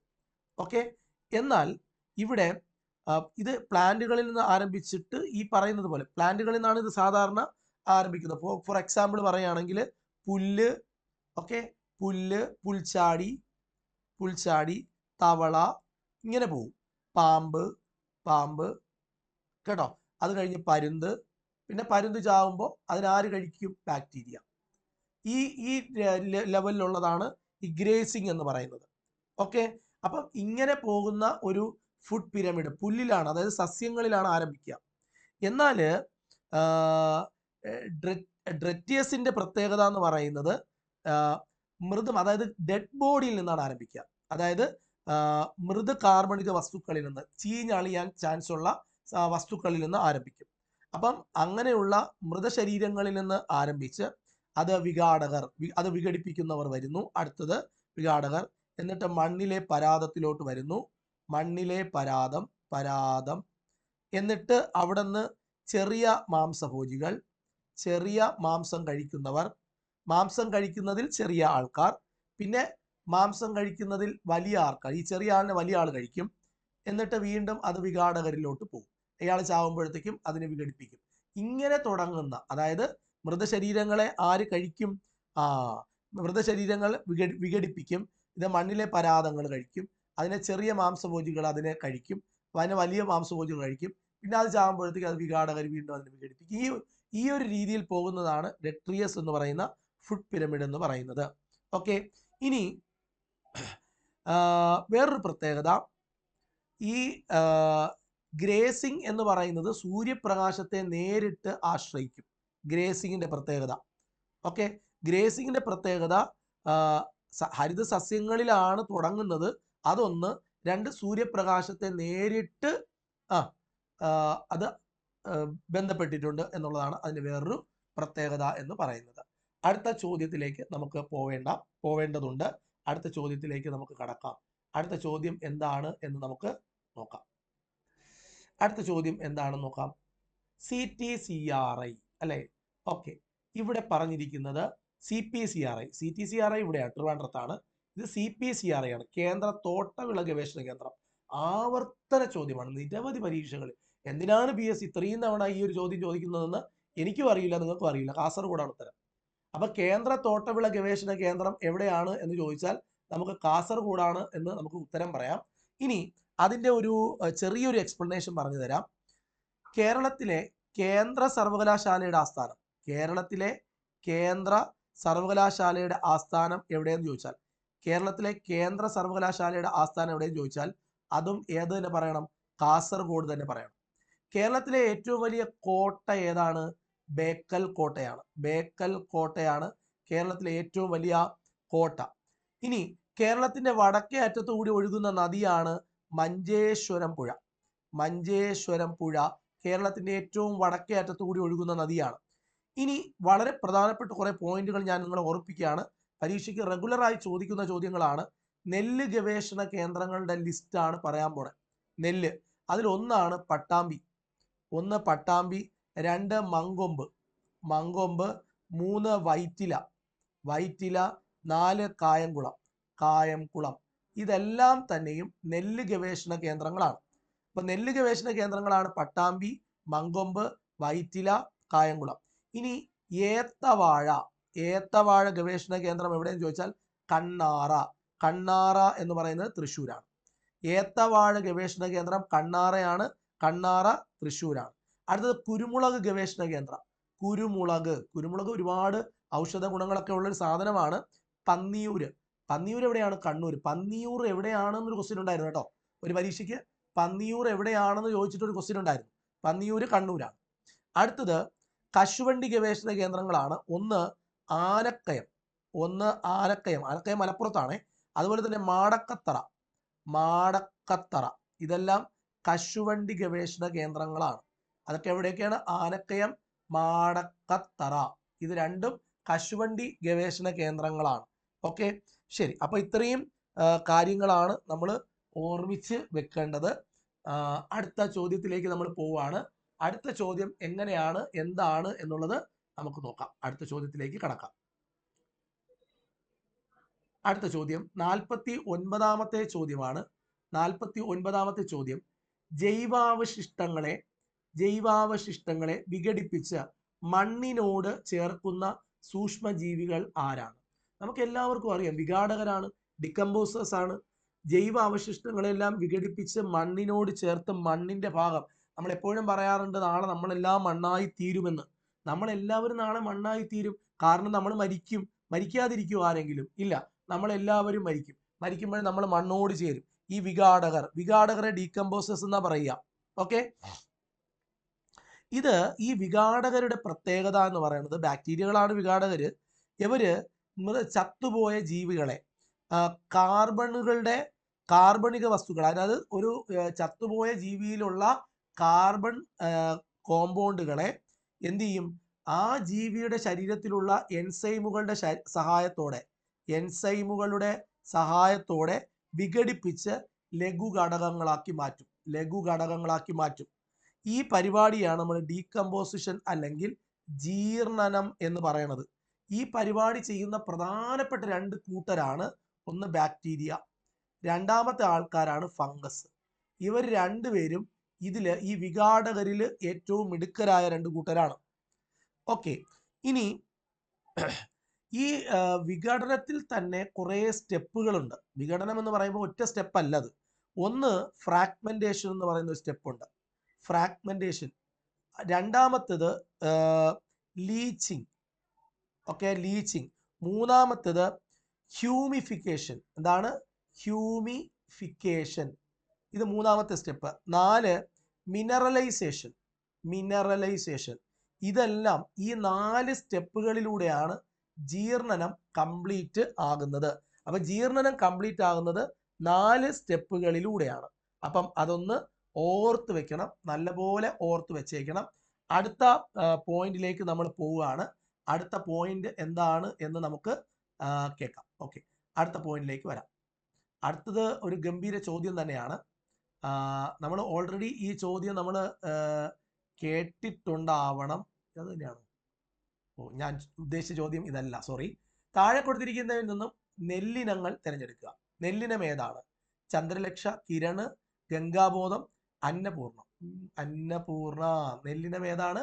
അന്നപൂർണയെ കുറിച്ച് നമ്മൾ കഴിഞ്ഞ ദിവസം ചർച്ച ചെയ്തിട്ടുണ്ടായിരുന്നു. കഴിഞ്ഞ ദിവസത്തെ ക്ലാസ്സിൽ കാണാത്തവരുണ്ടെങ്കിൽ ദയവായി കാണണം. എപ്പോഴെപ്പോഴും പറയുമ്പോൾ നിങ്ങൾക്ക് അതൊരു അരോചകമാണ്. എന്നിരുന്നാലും ഇനി നെല്ലിനങ്ങൾ, കുറേ വിത്തിനങ്ങൾ ഞാൻ കഴിഞ്ഞ വീഡിയോ ക്ലാസ്സിൽ പറഞ്ഞിട്ടുണ്ട്. അതിൽ നെല്ലിനങ്ങളെ മാത്രം നിങ്ങളെ ഒന്ന് ഓർമ്മപ്പെടുത്തുകയാണ്. ഒന്ന് രോഹിണി നെല്ലിനമാണ്. അതേപോലെ തന്നെ ത്രിവേണി നെല്ലിനമാണ്. ജ്യോതി നെല്ലിനമാണ്. സ്വർണപ്രഭ നെല്ലിനമാണ്. കൈരളി നെല്ലിനമാണ്. അതേപോലെ കാർത്തിക. അതേപോലെ അരുണ നെല്ലിനമാണ്. അതേപോലെ രേവതി നെല്ലിനമാണ്. കൃഷ്ണാഞ്ജന നെല്ലിനമാണ്. ഓണം എന്ന് പറയുന്ന ഒരു നെല്ലിനമാണ്.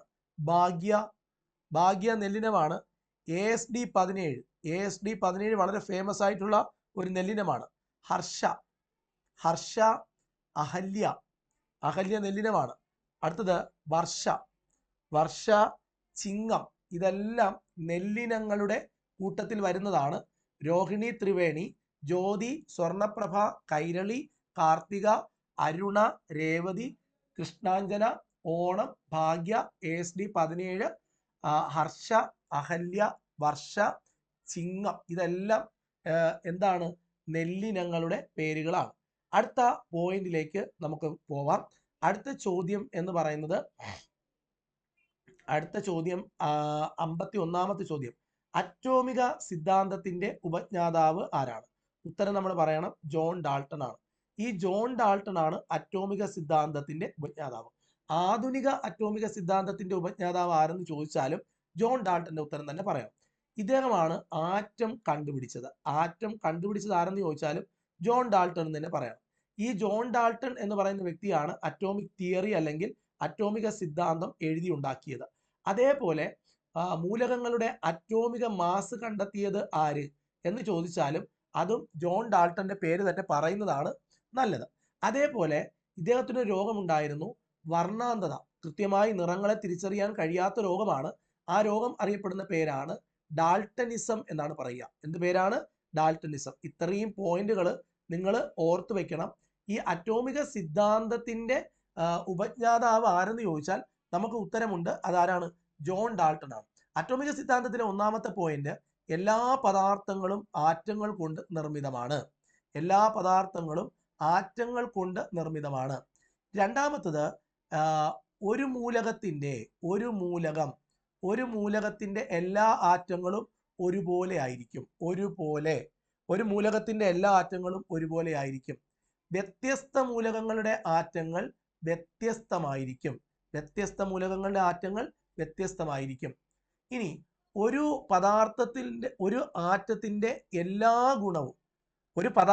എല്ലാ ഗുണവും പ്രകടിപ്പിക്കാൻ കഴിയുന്ന ഏറ്റവും ചെറിയ കണികയാണ് അതിലെ ആറ്റം. മൂന്നാമത്തെ പോയിന്റ് വളരെ പ്രധാനപ്പെട്ടതാണ്.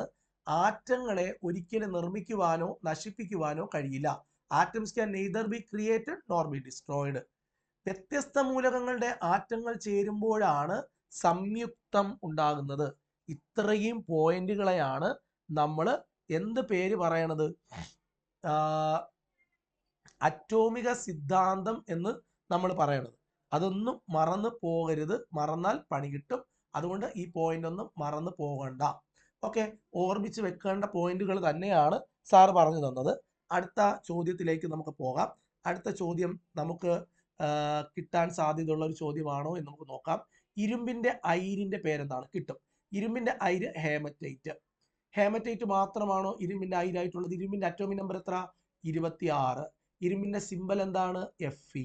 Fe എന്ന് പറയുന്ന സിമ്പലിന്റെ അർത്ഥം എന്താണ്? ഫെറസ്. ഫെറസ് എന്ന് പറയുന്ന ഒരു വാക്കാണ് അങ്ങനെ ഉള്ളത്.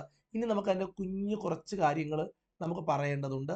നമുക്കൊന്ന് പറയാം, ശ്രദ്ധിച്ച് കേൾക്കാം. ഇരുമ്പിന്റെ സിമ്പൽ എന്ന് പറയുന്നത് Fe ആണ് എന്ന് നമ്മൾ പറഞ്ഞു.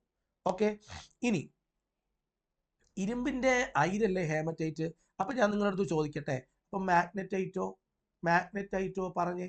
മാഗ്നറ്റൈറ്റ് ആരാണ്? അപ്പം അന്യനാണോ? അല്ല, മാഗ്നറ്റൈറ്റും അയിര് തന്നെയാണ്. അയൺ പൈററ്റിസും ഇരുമ്പിന്റെ അയിര് തന്നെയാണ്. സിഡറൈറ്റും അയിര് തന്നെയാണ്. അപ്പൊ ഇതെല്ലാം ഇരുമ്പിന്റെ മറ്റ് അയിരുകളാണ്. ഇനി കോപ്പറിന്റെ അയിരാണ് ഏത്? മാലക്കൈറ്റ് കോപ്പറിന്റെ. ചാൽക്കോലൈറ്റ്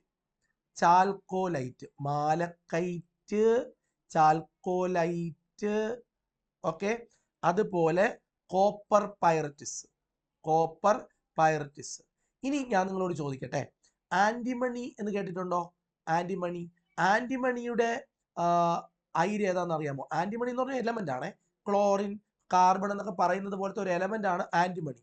അതിന്റെ അയിര് ഏതെന്ന് ചോദിച്ചാൽ പറയണം സ്റ്റിബ്നൈറ്റ് ആണ് അതിന്റെ അയിര്. മാംഗനീസിന്റെ അയിര് ഏതെന്ന് അറിയാമോ? അറ്റോമിക് നമ്പർ 25 ആണ് മാംഗനീസ്. പൈറോലൂസൈറ്റ്.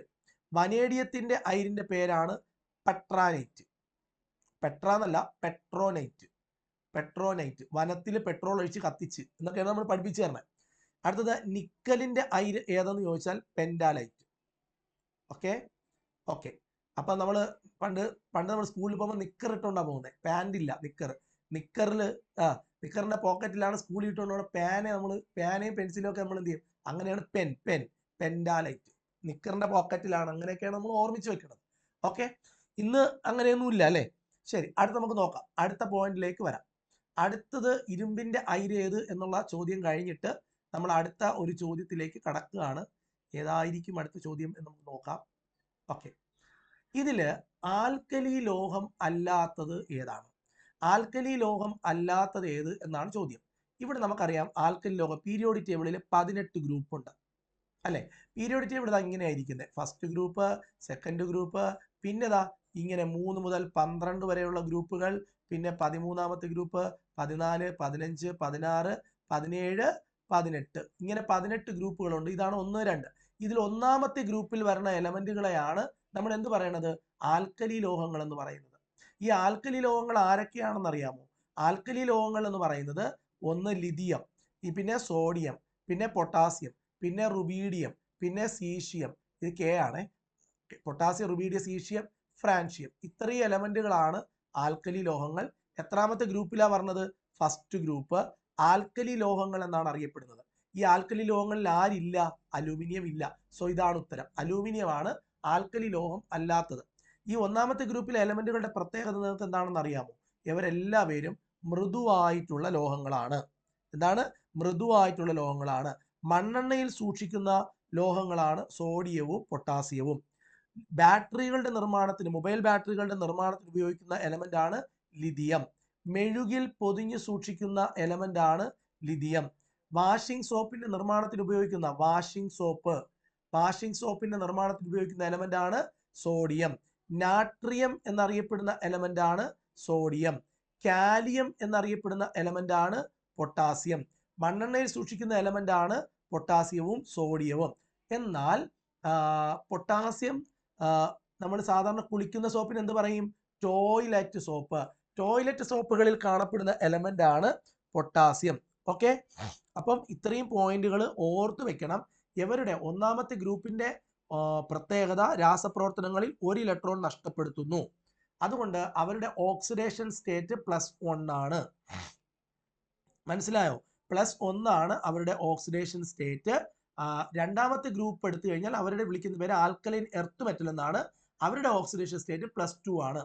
3 മുതൽ 12 വരെ ഓക്സിഡേഷൻ സ്റ്റേറ്റ് പ്രത്യേകിച്ചില്ല, വ്യത്യസ്തമായ ഓക്സീകരണാവസ്ഥ കാണിക്കും. എന്നാൽ 13 എത്തുമ്പോഴത്തേക്കും ഓക്സീകരണാവസ്ഥ +3 ആവും. 14ാമത്തെ ഗ്രൂപ്പിന്റെ ഓക്സീകരണാവസ്ഥ +4 ആവും. 15ാമത്തെ ഗ്രൂപ്പ് എത്തുമ്പോൾ -3 ആവും. 16ാമത്തെ ഗ്രൂപ്പ് എത്തുമ്പോൾ -2 ആവും. 17ാമത്തെ ഗ്രൂപ്പ് എത്തുമ്പോൾ -1 ആവും. 18ാമത്തെ ഗ്രൂപ്പ് എത്തുമ്പോൾ 0 ആവും. ഇതൊന്നും നിങ്ങൾ മറക്കരുത്. ഒന്നാമത്തെ ഗ്രൂപ്പിന്റെ ഓക്സിഡേഷൻ സ്റ്റേറ്റ് +1 ഓർത്ത് വെച്ചോണം. ഒന്നാമത്തെ ഗ്രൂപ്പിന്റെ ഓക്സിഡേഷൻ സ്റ്റേറ്റ് +1. രണ്ടാമത്തെ ഗ്രൂപ്പിന്റെ ഓക്സിഡേഷൻ സ്റ്റേറ്റ് +2. 3 മുതൽ 12 വരെ ഓക്സിഡേഷൻ സ്റ്റേറ്റ് പറയരുത്, ഡിഫറൻറ്റ്. ഓക്കെ, 13ാമത്തെ കുടുംബമാണ് ബോറോൺ കുടുംബം. അവിടെ ഓക്സിഡേഷൻ സ്റ്റേറ്റ് +3. 14ാമത്തെ ഗ്രൂപ്പിന്റെ ഓക്സിഡേഷൻ സ്റ്റേറ്റ് +4. 15ാമത്തെ ഗ്രൂപ്പിന്റെ ഓക്സിഡേഷൻ സ്റ്റേറ്റ് -3.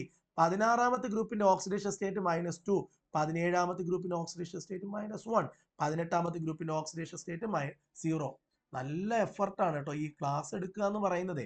നമ്മൾ വിചാരിക്കുന്ന നിസാരം പോലെ എടുക്കുക. നമ്മൾ ഇന്നത്തെ ഒറ്റ ദിവസമാണ് ഇത് അപ്ലോഡ് ചെയ്ത് കഴിയുമ്പോൾ ഒരു ദിവസം പോയി. ശരി, അടുത്ത ചോദ്യം. ഹരിത ഗൃഹപ്രവാഹത്തിന് കാരണമല്ലാത്ത വാതകം ഏതാണ്? മീഥേൻ കാരണമാണ്. ഓസോൺ കാരണമാണോ? കാർബൺ ഡൈ ഓക്സൈഡ് കാരണമാണോ? കാർബൺ മോണോക്സൈഡ് കാരണമാണോ? ഇതിലേതാണ് ഹരിത ഗൃഹപ്രവാഹം? എന്താണ് ഈ ഹരിത ഗൃഹപ്രവാഹം എന്ന് പറഞ്ഞാൽ? Greenhouse effect. Greenhouse എഫക്റ്റിന് കാരണമല്ലാത്തത് നമ്മൾ പഠിച്ചിട്ടുണ്ട്. ഗ്രീൻ ഹൗസ് എഫക്റ്റിന് ഏറ്റവും പ്രധാന കാരണം കാർബൺ ഡൈ ഓക്സൈഡ് ആണ്. കാർബൺ ഡൈ ഓക്സൈഡ് കഴിഞ്ഞാൽ അടുത്ത കാരണം CH4 ആണ്. CH4 കഴിഞ്ഞാൽ ഓസോൺ ഒരു കുഞ്ഞു കാരണമാണ്. ആണ്. അപ്പം ഇങ്ങനെയുള്ള കുറെ CCl4 കാരണമാണ്. എന്നാൽ കാരണമല്ലാത്ത സാധനം കാർബൺ മോണോക്സൈഡ് ആണ്. ഓക്കെ, ഇനി ഇതിന് കാരണമാകുന്ന, അതായത് ഗ്രീൻ ഹൗസ് എഫക്റ്റിന് കാരണമാകുന്ന വേറൊരു സാധനമാണ് വാട്ടർ ഡ്രോപ്പ്ലെറ്റ്. നമ്മുടെ ഈ അന്തരീക്ഷത്തിൽ കാണുന്ന ചെറിയ വാട്ടർ ഡ്രോപ്പ്ലെറ്റ് ഉണ്ട്. പിന്നെ ചിരിപ്പിക്കുന്ന വാതകം നൈട്രസ് ഓക്സൈഡ് ആരാണ് കണ്ടുപിടിച്ചത്? ജോസഫ് പ്രീസ്ലി. മീഥേൻ നമ്മൾ പറഞ്ഞല്ലോ. അടുത്ത ഓസോൺ. ഇത്രയും സാധനങ്ങൾ ഹരിത ഗൃഹപ്രവാഹം ഉണ്ടാക്കും. ഓക്കെ, അതായത് നമ്മുടെ ഭൂമിയിൽ പതിക്കുന്ന സൂര്യന്റെ കിരണങ്ങൾ, ഇതാണ് സൂര്യൻ, ഇതാണ് ഭൂമി. ഈ ഭൂമിയിലേക്ക് പതിക്കുന്ന സൂര്യന്റെ കിരണങ്ങൾ പ്രതിഫലിച്ച്, ഈ സൂര്യന്റെ കിരണങ്ങൾ ഭൂമിയിൽ വന്നിട്ട് അത് പ്രതിഫലിച്ച് അന്തരീക്ഷത്തിലേക്ക് ദീർഘ തരംഗങ്ങളായി തീരുമ്പോൾ ആ തരംഗത്തിലെ ചൂട് ആഗിരണം ചെയ്ത് അന്തരീക്ഷത്തിലെ ചില വാതകങ്ങൾ ഭൂമിയുടെ ചൂട് വർദ്ധിപ്പിക്കും. ഈ പരിപാടിയാണ് ഗ്രീൻ ഹൗസ് എഫക്റ്റ് എന്ന് പറയുന്നത്. ഓക്കെ, ക്ലിയർ ആണ്. ഫിസിക്സിലെ ചോദ്യം ഒന്നും വന്നില്ല അല്ലേടെ? ഫിസിക്സിലെ ചോദ്യം വരുന്നുണ്ട്, ഒരു വരവ് ഇപ്പോൾ വരും കേട്ടോ. അടുത്തത്, ഹൈഡ്രജന്റെ ഐസോടോപ്പ് അല്ലാത്തത് ഏതാണ്? Tellurium, protium, tritium, deuterium. എടാ, ഇതെല്ലാം ഹൈഡ്രജന്റെ ഐസോടോപ്പുകളിൽ പ്രോട്ടിയം, ഡ്യൂറ്റീരിയം, ട്രിഷിയം, ഈ ഓർഡർ ആണ് നമ്മൾ. ഇതാണ് ഈ ടെല്ലൂറിയം എന്ന് പറയുന്നത് ഹൈഡ്രജന്റെ ഐസോടോപ്പ് അല്ല. എടാ, ഹൈഡ്രജന്റെ ഐസോടോപ്പ് അല്ലാത്തത് ഏതെന്ന് ചോദിച്ചാൽ ഈ ലിസ്റ്റിൽ ഹൈഡ്രജന്റെ ഐസോടോപ്പ് ഏതെല്ലാമാണ്? പ്രോട്ടിയം, ഡ്യൂറ്റീരിയം, ട്രിഷിയം, ഇവരാണ് ഹൈഡ്രജന്റെ ഐസോടോപ്പുകൾ. ഓക്കെ, ഇനി ഏറ്റവും പ്രധാനപ്പെട്ട പോയിന്റ്, ഹൈഡ്രജന്റെ ഐസോടോപ്പുകൾ എഴുതുമ്പോൾ ഇങ്ങനെയാണ് എഴുതേണ്ടത്. എവന്റെ പേരാണ് പ്രോട്ടിയം. യവനാണ് 99.9% ഈ ഭൂമിയിലുള്ള പ്രപഞ്ചത്തിലുള്ള ഹൈഡ്രജൻ ഈ രൂപത്തിലുള്ളതാണ്. എന്നാൽ രണ്ടാമത്തവന്റെ പേരാണ് ഇത്. യവന്റെ പേരാണ് ട്രിഷിയം. എന്താണ്? ട്രിഷിയം. ട്രിഷിയമാണിത്. ഇത് കുറച്ചുണ്ട്, 0.016% ആണുള്ളത്. അടുത്ത മൂന്നാമത്തവനാണിത്. യവന്റെ പേരാണ് ഇത് ഡ്യൂറ്റീരിയം. ഓക്കെ, ഇതാണ് ട്രിഷിയം. ഇത് 10⁻⁻15% ആണുള്ളത്. ഇത് വളരെ കുറച്ചേ ഉള്ളൂ. ഇത് മൂന്നുമാണ് ഹൈഡ്രജന്റെ പ്രധാനപ്പെട്ട ഐസോട്ടോപ്പ്. ഇതിൽ നമ്മൾ കുടിക്കുന്ന വെള്ളത്തിലും പെട്രോളിലും ഡീസലിലും മണ്ണെണ്ണയിലും നമ്മൾ കഴിക്കുന്ന ഭക്ഷണത്തിലും എല്ലാം ജ്യൂസുകളിലും ഒക്കെ കാണപ്പെടുന്ന ഹൈഡ്രജൻ എന്ന് പറയുന്നത് പ്രോട്ടിയമാണ്. ഓക്കെ, ശരി, പ്രോട്ടിയമാണ് ഏറ്റവും കൂടുതലായിട്ടുള്ളത്. ഓക്കെ, അപ്പൊ അത് നമ്മൾ മറന്നു പോകരുത്. പ്രോട്ടിയമാണ് ഏറ്റവും കൂടുതൽ. ഈ ഒരു മൂലകത്തിന്റെ വ്യത്യസ്തമായ ഈ രൂപങ്ങളെയാണ് നമ്മൾ ഐസോടോപ്പുകൾ. ഐസോടോപ്പുകൾ ഉണ്ടാവാൻ കാരണം ഇതിൽ ഓരോന്നിലും അടങ്ങിയിരിക്കുന്ന ന്യൂട്രോണിന്റെ എണ്ണത്തിലെ വ്യത്യാസമാണ്. ഓരോ രൂപത്തിന്റെയും ന്യൂക്ലിയസിനകത്തുള്ള ന്യൂട്രോണിന്റെ എണ്ണത്തിലെ വ്യത്യാസം കൊണ്ടാണ് എന്തുണ്ടാകുന്നത് ഈ ഐസോടോപ്പുകൾ ഉണ്ടാകുന്നത്. വേട്ടക്കാരൻ എന്നറിയപ്പെടുന്ന നക്ഷത്രഗണം ഓറിയോൺ. വേട്ടക്കാരൻ എന്നറിയപ്പെടുന്ന നക്ഷത്രഗണം ഏതാന്ന് ചോദിച്ചാൽ ഉത്തരം പറയണം. അത് ഓറിയോൺ ആണ്. ഓറിയോൺ. അതായത് നമ്മുടെ ഭൂമധ്യരേഖാ പ്രദേശം, ഇത് ഭൂമി, ഇത് ഭൂമധ്യരേഖ. ഈ ഭൂമധ്യരേഖാ പ്രദേശത്ത് ഡിസംബർ മാസം മുതൽ അതേപോലെ മാർച്ച് വരെ കാണാവുന്ന കുറെ നക്ഷത്രങ്ങളെയാണ് നമ്മൾ ഓറിയോണുകൾ അല്ലെങ്കിൽ ഇവന് വേറൊരു പേരുണ്ട്, ശബരൻ എന്നും അറിയപ്പെടും. ഓക്കെ ഓക്കെ ഈ സാധാരണ ഈ നക്ഷത്രങ്ങളെ, ഈ ഒരു ഭൂമധ്യരേഖാ പ്രദേശത്ത് കാണപ്പെടുന്ന ഈ നക്ഷത്ര കൂട്ടങ്ങളെ അമ്പ് തൊടുത്തു നിൽക്കുന്ന വേടനായും അതേപോലെ മൃഗത്തിനെ അടിക്കാൻ ദണ്ടുയർത്തി നിൽക്കുന്ന വേട്ടക്കാരനായും ഒക്കെ ഈ നക്ഷത്രം ചിത്രീകരിക്കപ്പെട്ടിട്ടുണ്ട്. മനസ്സിലാവുന്നുണ്ടോ? ഓക്കെ, ഇത് ഏറ്റവും എളുപ്പത്തിൽ ആകാശത്ത് ഐഡന്റിഫൈ ചെയ്യാൻ പറ്റുന്ന ഒരു ഗണത്തിൽ വരുന്ന നക്ഷത്രങ്ങളാണ് ഈ ഓറിയോൺ എന്ന് പറയുന്നത്. നമ്മുടെ നഗ്നനേത്രങ്ങൾ കൊണ്ട് നമുക്ക് കാണാവുന്ന ഏറ്റവും പ്രകാശമുള്ള M42. ഓക്കെ, ഓറിയോൺ നെബുല എന്ന് പറയും. അത് ഇതിനകത്താണ് വരുന്നത്. നമുക്ക് കണ്ണുകൊണ്ട് കാണാൻ കഴിയുന്ന ഏറ്റവും വലിയ നക്ഷത്രം M42 എന്ന് പറയുന്ന ഒരു നക്ഷത്രമുണ്ട്. അത് ഈ ഒരു ഓറിയോൺ കാറ്റഗറിയിലാണ് വരുന്നത്. ഓക്കെ, അതുപോലെ തന്നെ തിരുവാതിര, അതുപോലെ തന്നെ മകയിരം, ഇതെല്ലാം നക്ഷത്രങ്ങളാണ്. ഇതെല്ലാം ഇതിനുള്ളിലാണ് വരുന്നത്. ഓക്കെ, ഇത്രയാണ് ഇതിനകത്തുനിന്ന് നമുക്ക് പഠിക്കേണ്ട പോയിന്റുകൾ എന്ന് പറയുന്നത്. അടുത്ത പോയിന്റിലേക്ക് നമുക്ക് വരണം. അടുത്തത് മിക്കവാറും ഈ ക്വസ്റ്റ്യൻ പേപ്പർ തീരാറായി. അപ്പോൾ തന്നെ ഫിസിക്സ് മറ്റുള്ളവരെ അപേക്ഷിച്ച് കുറവാണ് പൊതുവെ, അല്ലെ? അപ്പൊ നമുക്ക് നോക്കാം. കരക്കാറ്റിനും കടൽക്കാറ്റിനും കാരണമായ താപപ്രേഷണം ഏതാണ്? താപം ഒരു സ്ഥലത്തു നിന്നും മറ്റൊരു സ്ഥലത്തേക്ക് പോകുന്നതിനെയാണ് ഹീറ്റ് ട്രാൻസ്മിഷൻ എന്ന് പറയുന്നത്. അതിന് കാരണങ്ങൾ പലതാണ്. ഒന്ന്, ചാലനം കാരണമാകാം. ഇപ്പം നമ്മൾ സോളിഡ് ഒക്കെ എടുത്തു കഴിഞ്ഞാൽ അത് ചാലനം വഴിയാണ് ഹീറ്റ് പോണത് ഒരിടത്തു നിന്ന് മറ്റൊരു സ്ഥലത്തേക്ക്. സംവഹനം കാരണമാകാം, വികിരണം കാരണമാകാം. സംവഹനമാണ് കരക്കാറ്റിനും കടൽക്കാറ്റിനും കാരണമാകുന്ന സംപ്രേക്ഷണം. കടൽക്കാറ്റിനും കരക്കാറ്റിനും കാരണമാകുന്ന താപ സംരക്ഷണം എന്ന് പറയുന്നത് ഈ സംവഹനമാണ്. ഓക്കെ, കൺവെക്ഷൻ എന്ന് പറയും. ഓക്കെ, എന്താണ് ഈ കൺവെക്ഷൻ എന്ന് പറഞ്ഞാൽ? ചാലനം എന്ന് പറഞ്ഞാൽ, ആദ്യ ചാലനം എന്താണെന്ന് പറഞ്ഞുതരാം. അതായത് പദാർത്ഥങ്ങൾ ചലിക്കാതെ ഒരു വസ്തുവിൽ ഹീറ്റ് പോവുകയാണെങ്കിൽ, സാധാരണ ഖരവസ്തുക്കളിലൊക്കെ അതിനകത്തുള്ള ആറ്റങ്ങൾ ചലിക്കൂല.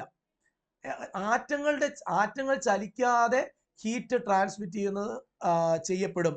എവിടെയാണ്? ഖരവസ്തുക്കളിൽ. അതാണ് ചാലനം. എന്നാൽ തന്മാത്രകളുടെ ചലനം കൊണ്ട് താപം ഒരു സ്ഥലത്തു നിന്ന് മറ്റൊരു സ്ഥലത്തേക്ക് പോയാൽ അതിനെയാണ് നമ്മൾ സംവഹനം എന്ന് പറയുന്നത്. ഓക്കെ, ഇങ്ങനെയാണ് സാധാരണ കരക്കാറ്റും കടൽക്കാറ്റും ഒക്കെ സംവഹനത്തിലൂടെയാണ് ഉണ്ടാകുന്നത്. എന്നാൽ ഒരു മാധ്യമം ആവശ്യമില്ല. ഓക്കെ, ഒരു താപം പ്രേഷണം ചെയ്യപ്പെടാൻ ഒരു മാധ്യമത്തിന്റെ ആവശ്യമില്ലാത്ത രീതിയാണ് ഈ വികിരണം എന്ന് പറയുന്നത്. വികിരണം. ഓക്കെ ആണ്? ക്ലിയർ ആണ്? ഓക്കെ, നമുക്ക് അടുത്ത ഒരു ചോദ്യത്തിലേക്ക് കടന്നു വരാം.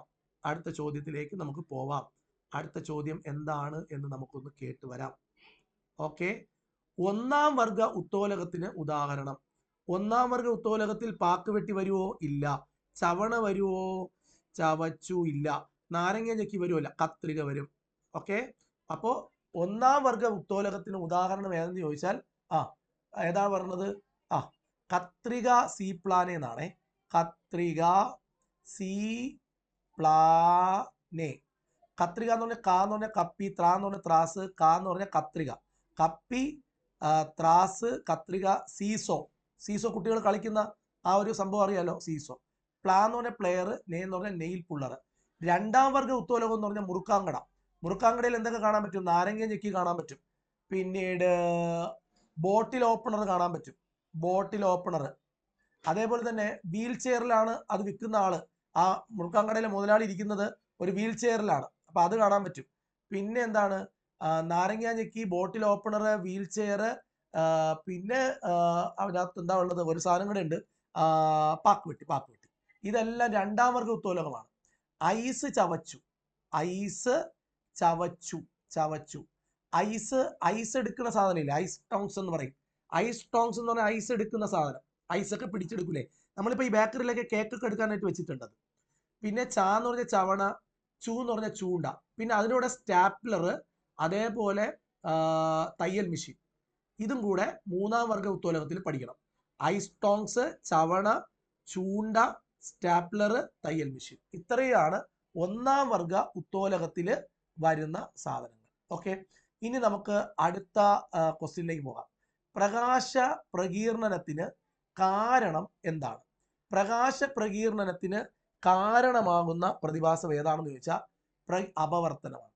പ്രകാശ പ്രകീർണനം. പ്രകീർണനം എന്താണെന്ന് അറിയാം. എന്താണ് പ്രകീർണനം എന്ന് പറഞ്ഞാൽ? ഒരു സമന്വിത പ്രകാശം, എല്ലാ നിറങ്ങളും ചേർന്ന് വരുന്ന പ്രകാശം അതിൻ്റെ ഘടകവർണ്ണങ്ങളായി വേർപിരിയുന്നതിനെ വിളിക്കുന്ന പേരാണ് വെളുത്ത പ്രകാശം, സമന്വിത പ്രകാശം എന്ന് പറയും. ഈ സമന്വിത പ്രകാശം ഘടകവർണ്ണങ്ങളായി വേർതിരിയുന്ന പ്രതിഭാസത്തെയാണ് ഡിസ്പേർഷൻ അല്ലെങ്കിൽ പ്രകീർണനം എന്ന് പറയുന്നത്. ഈ പ്രകീർണനം കണ്ടുപിടിച്ച ആളിന്റെ പേര് ചോദിച്ചാൽ ഉത്തരം പറയണം, അത് ന്യൂട്ടൺ ആണ്. പ്രകീർണനത്തിന് കാരണം എന്ത് എന്ന് ചോദിച്ചാൽ നമ്മൾ പറയണം അത് അപവർത്തനമാണ്. അപവർത്തനം എന്ന് പറയുന്നതാണ് ആ ഒരു കാരണം കൊണ്ടാണ്, റിഫ്രാക്ഷൻ കൊണ്ടാണ് പ്രകീർണനം, ഡിസ്പേർഷൻ ഉണ്ടാവുന്നതെന്ന് പറയണം. എന്താണ് അപവർത്തനം? ഒരു മാധ്യമത്തിൽ നിന്നും വേറൊരു മാധ്യമത്തിലേക്ക്, അപ്പം വ്യത്യസ്ത സാന്ദ്രതയുള്ള മാധ്യമങ്ങളാണ്. ഒരു മാധ്യമത്തിൽ നിന്ന് വേറൊരു മാധ്യമത്തിലേക്ക് പ്രകാശം ചരിഞ്ഞ് കടക്കുമ്പോൾ സഞ്ചാരപാതയ്ക്കുണ്ടാകുന്ന വ്യതിയാനത്തെ വിളിക്കുന്ന പേരാണ് എന്തോന്ന്? അപവർത്തനം. നമ്മൾ പഠിച്ചിട്ടുണ്ട് അല്ലെ? അപവർത്തനം എന്ന് പറഞ്ഞാൽ എന്താണെന്ന് പറ. അതായത് സാന്ദ്രത വ്യത്യാസമുള്ള, അപ്പം ഉദാഹരണത്തിന് വായുവിൽ നിന്ന് ജലത്തിലേക്ക് ചരിഞ്ഞ് ലൈറ്റ് പ്രവേശിക്കുന്ന സമയത്ത് ഇതിന് പ്രകാശത്തിന്റെ പാത ഇങ്ങനെ ഒടിഞ്ഞതായി തോന്നും. ഇതിനെയാണ് അപവർത്തനം എന്ന് പറയുന്നത്. ഇപ്പം ഉദാഹരണത്തിന് ഒരു കമ്പ് വെള്ളത്തിൽ മുക്കി വെച്ചാൽ ഒടിഞ്ഞതായി തോന്നുന്നു, സ്കെയിൽ മുക്കി വെച്ചാൽ ഒടിഞ്ഞതായി തോന്നുന്നു. വെള്ളത്തിലുള്ള ഒരു മീന് യഥാർത്ഥത്തിൽ നിൽക്കുന്നത് അത് നമ്മൾ കാണുന്ന സ്ഥാനത്തല്ല. സൂര്യാസ്തമയത്തിന് ശേഷവും അതുപോലെ തന്നെ സൂര്യപ്രകാശം നമുക്ക് സൂര്യോദയത്തിന് മുമ്പുമൊക്കെ സൂര്യപ്രകാശം നമുക്ക് കാണാൻ കഴിയുന്നതിന് കാരണം എന്താണ്? അപവർത്തനമാണെന്നൊക്കെ നമ്മൾ പഠിച്ചിട്ടുണ്ട്. അപ്പം ഈ ഒരു പ്രതിഭാസമാണ് അപവർത്തനം. അപവർത്തനത്തെക്കുറിച്ച് ഗംഭീരമായിട്ട് നമ്മൾ പഠിച്ചിട്ടേ പോകാവൂ. അത് അത്രയും ഇമ്പോർട്ടൻ്റ് ആയ ഒരു ടോപ്പിക് തന്നെയാണ്. അതേപോലെ അടുത്ത ചോദ്യം, അടുത്തത് മിക്കവാറും ഫിസിക്സ് ആവണം. നോക്കട്ടെ. ഓക്കെ, ദ്രുതഗതിയിലുള്ള ദോലന ചലനങ്ങൾ അറിയപ്പെടുന്നത്. ദ്രുതഗതിയിലുള്ള ദോലന ചലനങ്ങൾ എന്ത് പേരിലാണ് അറിയപ്പെടുന്നത് ചോദിച്ചാൽ നമ്മൾ പറയണം കമ്പനം. ദ്രുതഗതിയിലുള്ള ദോലന ചലനങ്ങളെ അറിയപ്പെടുന്ന പേരെന്താണെന്ന് ചോദിച്ചാൽ ഉത്തരം പറയണം കമ്പനം എന്ന പേരിലാണ് അറിയപ്പെടുന്നത്. അതായത് എന്താണ് ഈ ദോലനം എന്ന് പറഞ്ഞാൽ? ഒരു നിശ്ചിത ബിന്ദുവിനെ ആധാരമാക്കി ഒരു വസ്തു മുന്നോട്ടും പിന്നോട്ടും ചലിക്കുന്നു. ഓക്കെ, ഒരു വസ്തു മുന്നോട്ടും പിന്നോട്ടും ചലിച്ചാൽ അതിനെ നമ്മൾ വിളിക്കുന്ന പേരാണ് ദോലനം എന്ന് പറയും. ഇപ്പൊ ഇതൊരു പെൻഡുലമാണെന്ന് വിചാരിച്ചോ. ഇതൊരു പെൻഡുലമാണ്. ഈ പെൻഡുലം ഇങ്ങോട്ട് പോകുന്നു, അങ്ങോട്ട് പോകുന്നു അല്ലെ, ഇങ്ങനെ പോകുന്നുണ്ട് ഇത്. ഇനി നമുക്ക് എല്ലാവർക്കും അറിയാം ശ്രവണബോധം ഉളവാക്കുന്ന ഊർജ രൂപമാണ് ശബ്ദം. അപ്പം ശബ്ദം ഉണ്ടാകാൻ കാരണം എന്തെന്ന് ചോദിച്ചാൽ നമ്മൾ ഉത്തരം പറയണം കമ്പനമാണ്. ശബ്ദം പുറപ്പെടുവിക്കുന്ന എല്ലാ വസ്തുക്കളെയും സൗണ്ട് സോഴ്സ് എന്നാണ് നമ്മൾ പറയുന്നത്. സൗണ്ട് സോഴ്സ് എന്ന് പറയും. പ്രകൃതിയിൽ നിന്ന് തന്നെയുള്ള ശബ്ദ സ്രോതസ്സുകളുടെ പേരുകളാണ് ഒന്ന് സ്വനപേടകം, നമ്മുടെ തൊണ്ട സ്വനപേടകം. ഓക്കെ. രണ്ട് ഓടക്കുഴൽ വയലിൻ.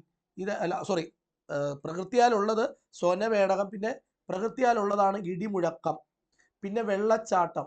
ഇതെല്ലാം പ്രകൃതിയാലുള്ള ശബ്ദ സ്രോതസ്സുകളാണ്. മനുഷ്യനിർമ്മിതമായി നമ്മൾ ഉണ്ടാക്കുന്ന ശബ്ദം, അതാണ് ചെണ്ടയുടെ ശബ്ദം. നമ്മളുണ്ടെങ്കിലേ ചെണ്ട അടിച്ച് ശബ്ദം ഉണ്ടാക്കുകയുള്ളൂ. വയലിൻ, ഓടക്കുഴൽ ഇതെല്ലാം നമ്മൾ ഉണ്ടാക്കുന്ന ശബ്ദങ്ങളാണ്. ഓക്കെ. ചന്ദ്രനിൽ പോയാൽ ശബ്ദം കേൾക്കാൻ പറ്റൂല. കാരണം എന്തുകൊണ്ടാണ്? അവിടെ അന്തരീക്ഷ വായു ഇല്ല, അല്ലെ? അതുകൊണ്ട് അവിടെ നമുക്ക് ശബ്ദം കേൾക്കാൻ കഴിയില്ല. ഇനി ഒരു ശബ്ദ സ്രോതസ്സിൽ നിന്ന് പുറപ്പെടുന്ന ശബ്ദം, ഇപ്പൊ ഏതെങ്കിലും ഒരു ചെണ്ടയിൽ നിന്ന് വരുന്ന ശബ്ദം, അത് സ്രോതസ്സുമായി ബന്ധപ്പെട്ട പല ഭാഗങ്ങളുടെയും കമ്പനങ്ങളുടെ ആകെത്തുകയായിരിക്കും. നമ്മളൊരു ചെണ്ടയിൽ ഒരു തട്ട് തട്ടിയാൽ ആ ചെണ്ടയുടെ പല ഭാഗത്തിൻ്റെയും ഉണ്ടാകുന്ന വൈബ്രേഷന്റെ ടോട്ടൽ എഫക്റ്റ് ആണ് ആ ചെണ്ടയിൽ നിന്ന് നമ്മൾ കേൾക്കുന്ന ശബ്ദം എന്ന് നമ്മൾ പറയുന്നത്. അപ്പോൾ ഇപ്പോൾ നമ്മൾ ഈ ഒരു വീഡിയോ ക്ലാസ് നിങ്ങൾക്ക് ഇഷ്ടപ്പെട്ടോ ഇല്ലയോ എന്ന് എനിക്ക് വ്യക്തമായിട്ട് അറിഞ്ഞുകൂടാ. അത് നിങ്ങൾ കമൻറ്റിലൂടെയാണ് അറിയിക്കേണ്ടത്. നിങ്ങൾ കമൻറ്റ് ചെയ്യണം. ഓക്കെ. അപ്പോൾ ഇന്ന് നമ്മൾ 20 ചോദ്യങ്ങൾ നോക്കി. അടുത്ത ദിവസം വീണ്ടും 20 ചോദ്യങ്ങൾ നോക്കേണ്ടതുണ്ട്. ഇതൊരു 10-200 ചോദ്യങ്ങൾ നോക്കിയാൽ തന്നെ ഏകദേശം നിങ്ങൾക്ക് സയൻസ് കിട്ടേണ്ടതാണ്. അപ്പം വരാനിരിക്കുന്ന പരീക്ഷകളിൽ ഇത് നിങ്ങൾക്ക് ഏറ്റവും കൂടുതൽ ഹെൽപ്ഫുൾ ആവട്ടെ എന്ന് പ്രാർത്ഥിച്ചുകൊണ്ട്, എന്ന് നിങ്ങൾ എൻ്റെ കൂടെയുണ്ട് എന്ന വിശ്വാസത്തോടു കൂടി ഞാൻ നിർത്തുകയാണ്. നമുക്ക് വീണ്ടും അടുത്ത ഇതുപോലത്തെ ഒരു വീഡിയോ ക്ലാസ് നമുക്ക് വീണ്ടും കാണാം. ബൈ.